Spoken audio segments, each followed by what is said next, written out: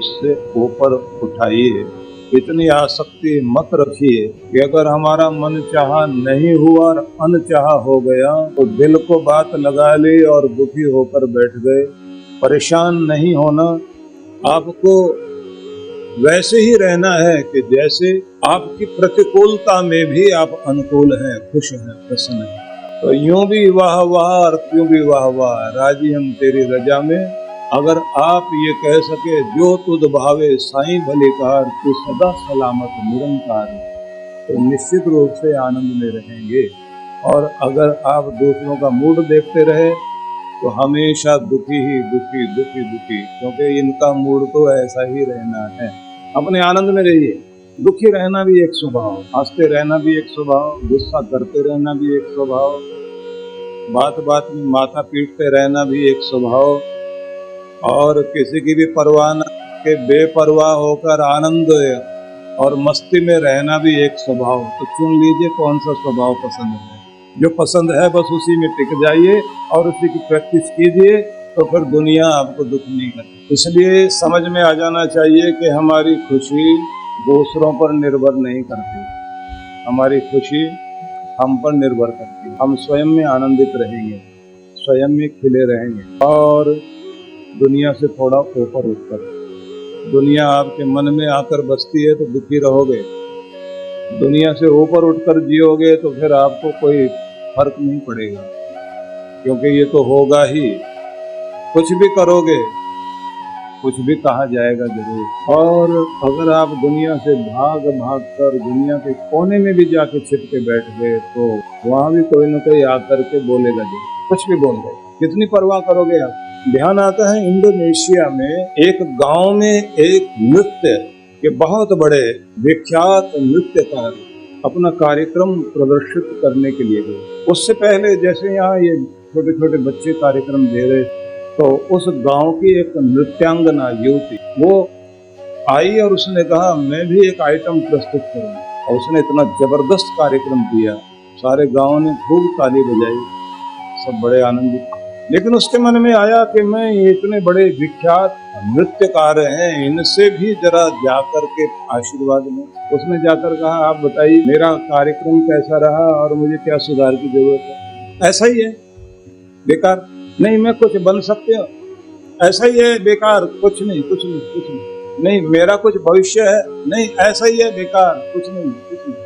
अब ऐसा सुनते ही उसका दिल बैठ गया और उसने सोच लिया कि मेरा कोई भविष्य नहीं। इतने बड़े आदमी ने कह दिया, गांव के लोगों ने तो ऐसी ताली बजा, मेरा कोई भविष्य नहीं, मेरे पास कुछ भी नहीं। उसने वो अपनी कला को छोड़ दिया, एक सामान्य जिंदगी जीने लगी। 5 साल के बाद फिर वहीं किसी और छोटे टाउन में उस व्यक्ति का कार्यक्रम था।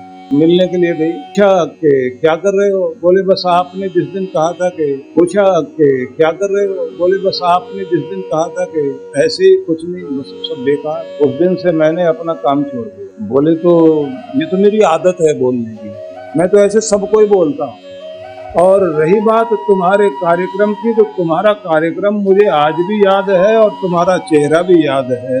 बोले तुम्हारे इतने कहने से मेरी जिंदगी तबाह हो गई, मैं जो कुछ कर सकती थी मैंने किया नहीं। उन्होंने फिर कहा कि देखो बेटा ये तुम्हारी ऐसे ही जिंदगी खराब होनी, आप क्या कह। बोले मेरे जैसे 1000 मिलने थे तुम्हारी जिंदगी में, अगर तुम्हारे अंदर दम होता तो उस समय करके दिखाती और कहती तुम्हारे बोलने से कुछ नहीं होता, मेरा हृदय बोले और मैं कर्म करूं तो मैं दुनिया में आगे पहुंचूंगा। बोले अगर उस दिन मैं शाबाशी देता तो आगे जाके कोई और तुम्हारा दिल तोड़ देता, उसके बाद में कोई और तोड़ देता। तुम्हारी आग अगर कमजोर है तो जिंदगी में रोशनी नहीं हो सकती। ये तो आग बुझाने वाले तो बहुत हर जगह मिल जाएंगे। इसलिए मैंने कुछ कह दिया, बात वो नहीं थी। बात ये है कि हर कोई कुछ न कुछ बोल लेगा, कोई जल के बोलेगा, किसी की आदत ऐसी होती है, किसी की कोई आदत होगी।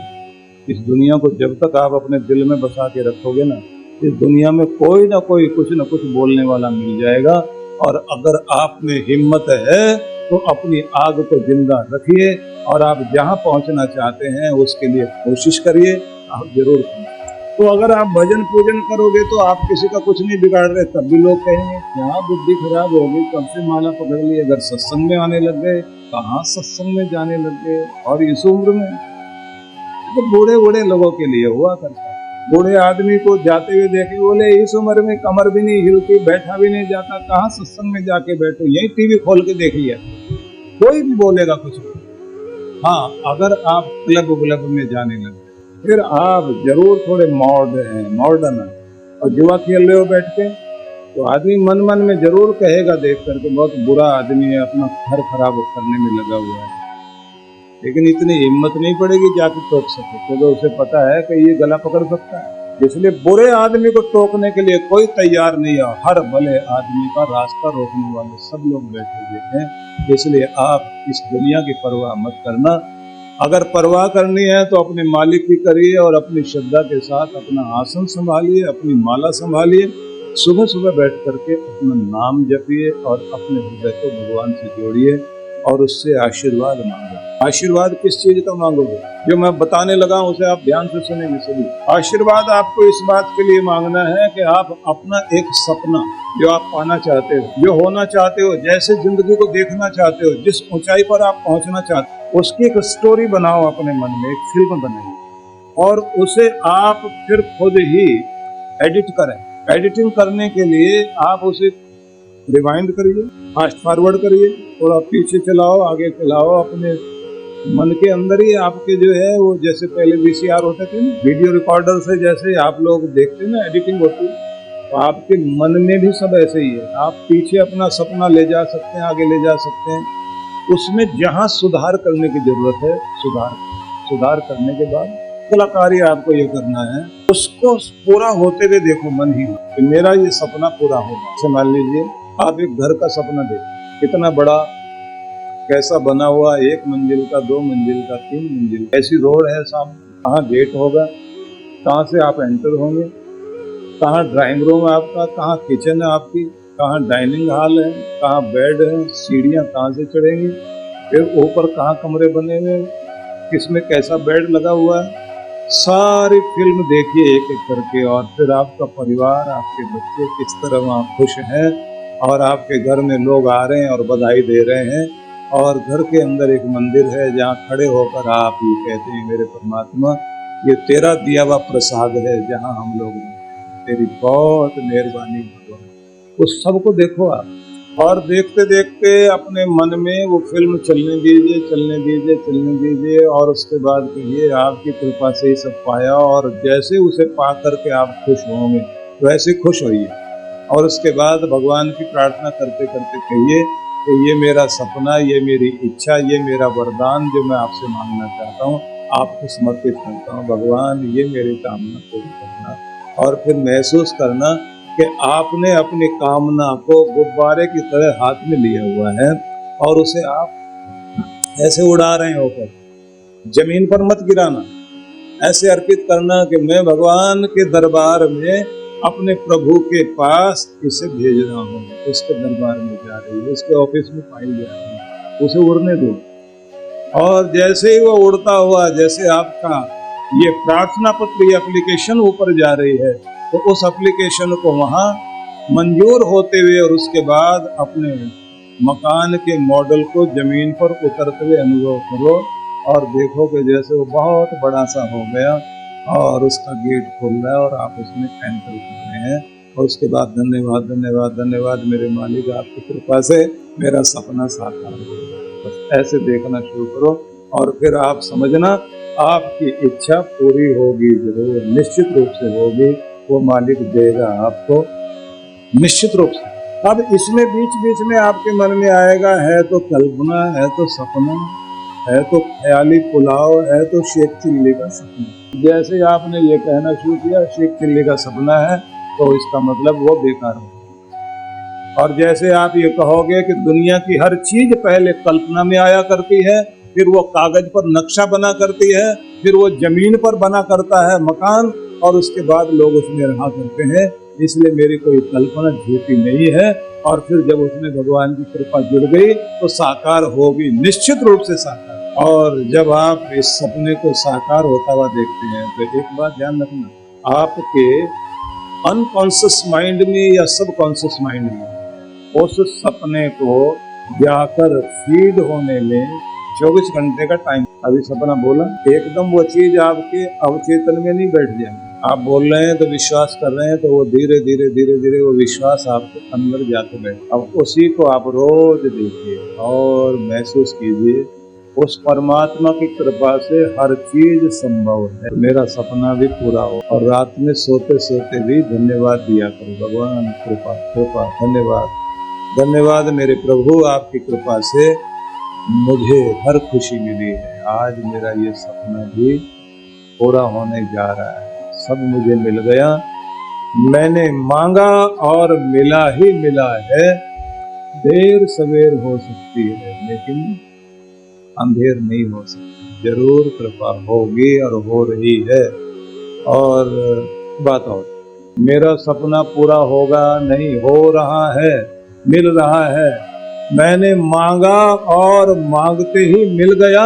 और आप ये कह दीजिए कि जिसको मैंने कहा है उस पर मेरा अधिकार हो गया। जैसे छोटा सा बच्चा किसी चीज पे हाथ रख के कहता है ना, ये चीज मेरी हो गई। आप भी हाथ रख के कह दो ये मेरा हो गया, मैंने मांग लिया ना तो अब मेरा हो गया। तो जैसे आप ये कहोगे अधिकार पूर्वक ये मेरा हो गया, तो फिर वो आपका होगा। और अगर आप ये कहोगे ये सपना कभी मेरा जरूर पूरा होगा, तो कभी होगा, कभी होगा मतलब अभी हो नहीं रहा, कभी होगा। कब होगा? कभी होगा, पता नहीं कब होगा। इसका मतलब शंका है। और जब आप ये कहोगे मेरा सपना पूरा हो रहा है, सपना पूरा हुआ है, मैंने कह दिया तो मेरा सपना पूरा होता जा रहा है, तो बात बनेगी। मन को इस तरह स्थिर करिए, जाप करें, जाप करते करते ध्यान में उतरें, ध्यान करते करते खो जाएं। और जब आप खो जाएं भगवान के आनंद में, शांति में स्थिर होकर बैठे रहें। और उसके बाद आप भगवान से स्तुति करो, तू दयालु है, तू कृपालु है, तू सब कुछ देने वाला है, तेरे दर से ही सबने सब कुछ पाया है। हे मेरे दाता, मेरे भगवान, मैं भी आपके चरणों में अपनी फरियाद करने चला हूँ। आपकी कृपा से अब तक सब कुछ मेरा काम बना है।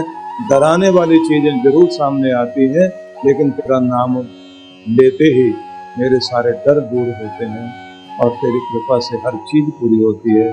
भगवान मेरा सपना पूरा करना, फिर वो सपना देखना शुरू कर देना और फिर भगवान को अर्पित करना। और फिर आप देखना वो चीज आपकी तरफ चलकर आ रही है। कितने देर में पूरी होगी इस बात को दिमाग में नहीं रखना, पूरी तो होनी है। बस इसके बाद आपका कर्म बचता है। कर्म ये बचता है कि जो भी जितना जितना भी आपने उस कार्य को पूरा करने के लिए कदम उठाना है वो उठाओ। नहीं तो फिर ये हो जाएगा, एक आदमी 12 साल तक लॉटरी लगने की हनुमान जी से प्रार्थना करता है, हनुमान जी लॉटरी लग जाए, हनुमान बाबा लॉटरी लग जाए। 12 साल के बाद हनुमान जी प्रकट हुई, गदा उठा के बोले, नालायक, पहले लॉटरी भी तो खरीद, या लॉटरी भी मैं ही खरीद के दूंगा, लगेगी तो सही। तो अपना कर्म जरूर पूरा करना। उस कार्य को पूरा करने के लिए जो योजनाएं पूरी करनी है, उन कार्यों के लिए आप लग जाना और मजा देखना। मजा क्या होगा? आप कहेंगे पैसे पूरे नहीं है मकान खरीदने के लिए, लेकिन ये लगता है कि जुगाड़ करने से काम बनेगा जरूर। 2-4 से बात की, थोड़ा सा बैंक से लोन लिया, इधर हाथ मारा उधर हाथ मारा, और उस समय आपके पास काम बन जाएगा जब आपके पास कम पैसे थे। और बाद में ऐसा भी हुआ करता है जब आपके पास बहुत पैसे होते हैं, आप जो है पहले 500 गज का प्लाट खरीद बैठे और मकान बना भी लिया, बाद में पैसे होते हैं 500 गज के, आप 100 गज भी नहीं खरीद पाते क्योंकि उसकी मेहर नहीं होती। जब मेहर होती है तो ऐसे काम बन जाते हैं। लोग कहा करते हैं जब ज्यादा अकल नहीं थी तो इतना कमा लिया और इतनी बुद्धि आ गई तो कुछ होता ही नहीं। हाथ खाली दिखाई देगा और लगेगा कि बेटी की शादी कैसे होगी, लेकिन होगी जरूर, कुछ न कुछ रास्ता बनेगा। आप ये कहोगे मुझे पता ही नहीं लगा कैसे मेरी इज्जत रही, मान रहा, कैसे पूरा कर दिया। कभी कभी मैं देखता हूँ ये बच्चे आकर के माँ बाप को तंग कर रहे होते हैं, बिजनेस के मामले, बिजनेस के बारे में बोल रहे होते हैं, हमको ऐसा मौका दीजिए, हम ये करेंगे वो करेंगे। एक बार एक बुजुर्ग लेकर आए अपने बच्चों को, बोले ये बहुत तंग कर रहे हैं। बोले हमारे पिताजी तो बहुत ज्यादा पढ़े लिखे नहीं, हम लोग तो बिजनेस के बारे में जो है, मैं लंदन से जो है MBA करके आया हूँ, मैं फलाना करके आया हूँ, मैं तो बिजनेस को ये जानता हूँ जानता हूँ। मैंने कहा तुम जो है ये आज 1000 गज की कोठी में रह रहे हो ना, और 3-3 फैक्ट्रियाँ हैं, तुम 200 गज का मकान बना के दिखाओ। इनको तो अकल नहीं ना, तुम तो इनको सिखा रहे हो ये बेच दो और वो बेच दो, क्योंकि कागज में ही सब ज्ञान नहीं है। ज्ञान असली मिलता है फील्ड में जाकर, जब आप तजुर्बा करते हैं। क्योंकि प्रोफेसर बिजनेस पढ़ाता है, लेकिन अगर खुद बिजनेस करने चला जाए तो एकदम सारा उजाड़ के आता है। अगर सारे प्रोफेसर बिजनेस पढ़ाने वाले बिजनेस करें तो सारे करोड़पति तो वही हों। और मजे की बात यह है कि दुनिया के जो बहुत बड़े बड़े रईस लोग होंगे वो तो बेचारे ज्यादा पढ़े लिखे नहीं। हेनरी फोर्ड के कारखाने में किसी समय में 1 मिनट में 1 कार बना देती, और कार जगत में सबसे ज्यादा उसी व्यक्ति ने चमत्कार किया, पढ़ाई लिखाई ज्यादा पूरी की। और मजे की बात तो यह है कि जब उन्होंने कार वर्ल्ड में क्रांति की तो V8 नाम का एक इंजन बनाने के लिए उन्होंने जो है अपने इंजीनियर्स और जो साइंटिस्ट थे उनको कहा कि इसे इस तरह से तैयार करो, जिस शेप में और जिस पावर में और जितने सिलेंडर में वो तैयार कराना चाहते थे, उन सारे इंजीनियर्स ने मिलकर ये कह दिया ये संभव नहीं है। और वो बोले अच्छा मैं 6 महीने का टाइम देता हूँ। 6 महीने के बाद फिर बोले संभव ही नहीं। फिर 6 महीने का टाइम दिया, 4 बार टाइम दिया, और उन्होंने फिर कहा कि नहीं होगा। और जब वो बना एक नई क्रांति शुरू हुई। अब तो गाड़ियों में बहुत तरह तरह की चीजें आ गई। तो लोगों ने उनसे पूछा कि आपको ये सूझ कहाँ से आई, आप तो ज्यादा पढ़े लिखे नहीं। बोले तुम्हारी किताबें बोलती हैं और मेरे अंदर वाला बोलता है, जो अंदर से कहता है कि ये चीज हो सकती है। इसलिए सारा जो है आपकी किताबों से ही हो जाएगा ऐसा नहीं। तो इसलिए मैं आपको एक बात कहना चाहता हूँ, सारा ज्ञान, सारी चीजें, सारे आइडियाज आपके मस्तिष्क से आते हैं। और मस्तिष्क से सब आते हैं जब आपका मन मस्तिष्क बहुत शांत होता है और जब उस परम शक्ति से जुड़ा हुआ होता है, तब आपको एक नया और बेहतरीन आइडिया आता है जो आपको अपने बिजनेस में और अपने काम में सबसे आगे ले जाएगा। किसी संगीतकार को नया संगीत मिलेगा, किसी कवि को नई कविता उस समय मिलती है, किसी नेता को नेतृत्व करने का एक नया आइडिया मिलता है, नई फील्ड मिला करती है। और सब अंदर से आती है, सिर्फ किताबों से नहीं आती। किताबों से शुरुआत होती है, किताबों से आपका दिमाग तैयार होता है, किताबों से आपको रास्ते मिला करते हैं, किताबों से आपको नक्शा मिला करता है। लेकिन कागज के नक्शे से आइडिया मिल जाएगा, उससे चल नहीं सकते। और कभी कभी तो मजा ये होता है कि आप नक्शा लेके चल रहे हैं और जहां आप खड़े हुए हैं वहां आप नक्शा देख करके पूछ रहे हैं कि जाना किधर है, और वहीं गांव का एक पहाड़ी आदमी आकर बोलता है कि भाई साहब नक्शे के चक्कर में मत पड़ो, ये जो पहाड़ी के बीच से छोटा सा रास्ता जा रहा है ना, इससे चलते चले जाओ। जिस रास्ते से आप जा रहे हो तो इसमें आधी रात हो जाएगी, और जो हम बता रहे हैं आपको तो शाम होने से पहले घर पहुंच जाओगे। तो उस रास्ते से जाते एकदम पहुंचना, क्योंकि उनका अनुभव है। इसलिए मैं एक बात कहना चाहता हूँ आपको कि अपने मन मस्तिष्क को आप शांत कीजिए, एकाग्र कीजिए और भगवान की शक्तियां पाने की चेष्टा कीजिए। सभी साधनाओं में एक कार्य सबको करना चाहिए। एक तो जाप पे ध्यान दीजिए, स्तुति कीजिए, प्रार्थना करिए, और कभी कभी कुछ अनुष्ठान करें। वो अनुष्ठान कैसे? एक अनुष्ठान मैं आपको बताऊं जो आपको बहुत लाभ देगा। आप कुछ दिन चाहे गायत्री साधना करें, चाहे आप अपना जो भी नाम स्मरण करते हैं वो साधना करिए, चाहे राम नाम जपिए, चाहे ओम नमः शिवाय जपिए, चाहे दुर्गा माता का मंत्र जपिए, जो भी आप जपा करते हैं उसकी जपिए। उसी के साथ में सुबह आप अगर कोई सरोवर हो तो आप घुटने घुटने पानी में खड़े होकर और उस समय अपने हाथ में फूल लेकर अपना मंत्र थोड़ी देर हाथ में ऐसे लेकर के जाते। और अगर ऐसा मौका नहीं मिलता तो फिर ऐसे किसी पार्क वार्क में जहाँ बहुत हरियाली हो,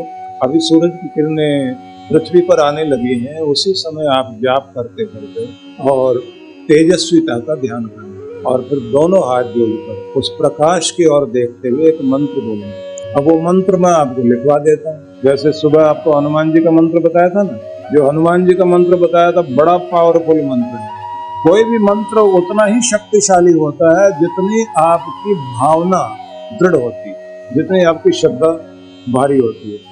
तो आपने भगवान की तरफ सूर्य की ओर देखते हुए उस समय प्रकाशमान जिस ज्योति स्वरूप ज्योति पुंज सूर्य को देखते हुए अनुभव करना है कि इसमें प्रकाश आ रहा है मेरे परमात्मा, और ये सूर्य ही है जो प्रत्यक्ष रूप में प्रकाश का देवता है। इसी से सारे जितने भी पेड़ पौधे लताएं सभी ऊर्जा लेते हैं। तो उसकी ओर मुख करके ओम तेजोसी तेजोमयी धेहि उच्चारण कीजिए। ओम तेजोसी तेजोमयी धेहि। ओम वीर्यमसि वीर्यमयी धेहि। ओम वीर्यमसि वीर्यमयी धेहि। ओम बलमसि बलमयि धेहि। बोलिए ओम बलमसि बलमयि धेहि। ओम ओजोसि ओजोमयि धेहि। उच्चारण कीजिए ओम ओजोसि ओजोमयि धेहि। ओम मन्युरसि मन्युमयि धेहि। बोलिए ओम मन्युरसि मन्युमयि धेहि।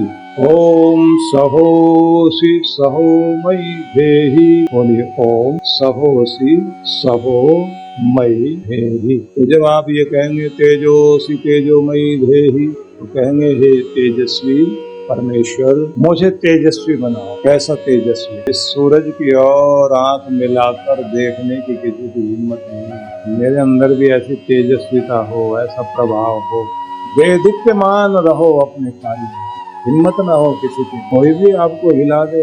हम लोग शुरू की बात है, भारत की प्रधानमंत्री थी श्रीमती इंदिरा गांधी। कुछ लोगों के साथ उनसे मिलने गए।